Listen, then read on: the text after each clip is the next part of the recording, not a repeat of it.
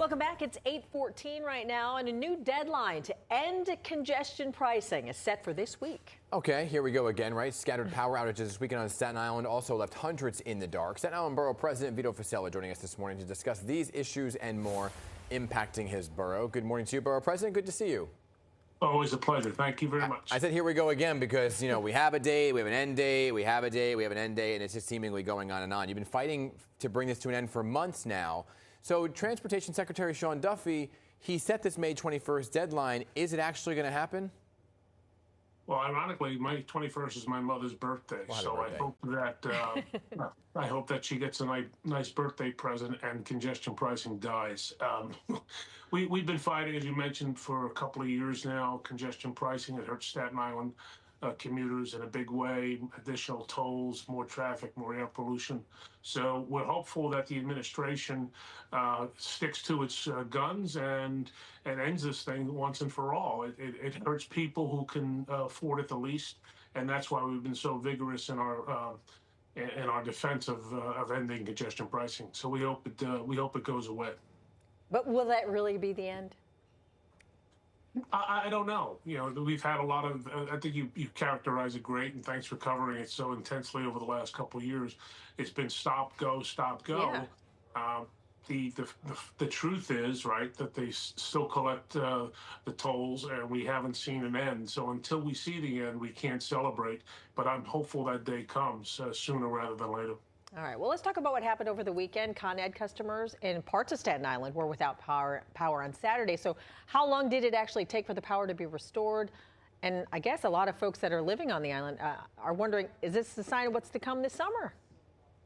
Yeah, I mean, they've been doing a better job over the years. It used to be very uncertain, could be days.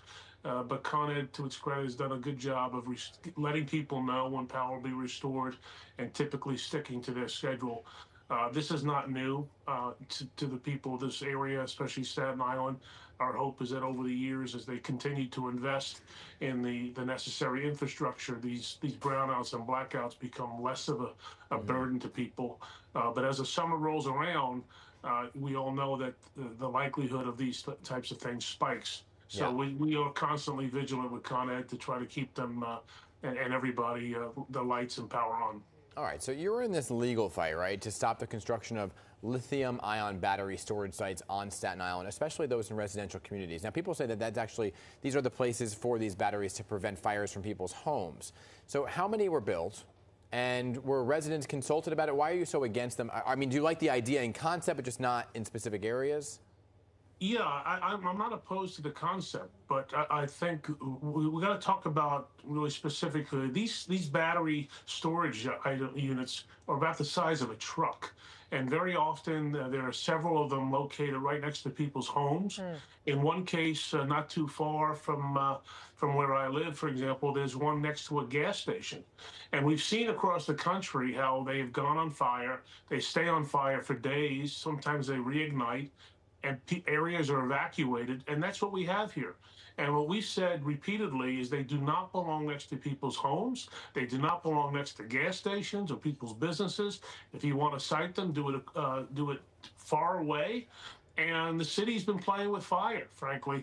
And the problem we have on Staten Island is, although we are 6% of the population, we are slated to get almost half, 50% of all the battery storage units that are to be sited in New York City, which we think is an unfair burden to the people of Staten Island.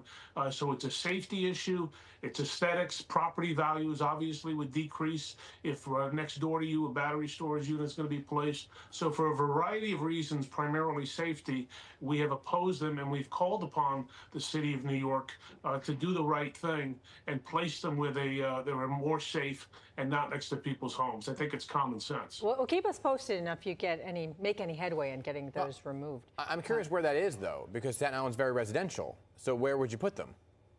Well, I'm not here to cite them. I fundamentally don't think they're appropriate in our area. If the city wants to do it, like, for example, I'll give you, out in California, where they've had many of these fires, where they've had to close down highways, where they've had to evacuate areas around these where the fires have ignited.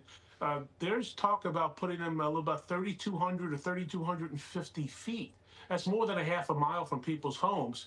And what we've said is we didn't ask for this. The people of Staten Island are not benefiting from this, but yet because for a variety of reasons, the price of land, the grid, et cetera, they're being cited. And we just don't think it's right that you wake up one morning and 20 feet, 30 feet from your front door are a number of these battery storage units where on the labels it says hazardous fumes, be careful, this is a danger. And I don't think it's right. I think a lot of people feel the same way.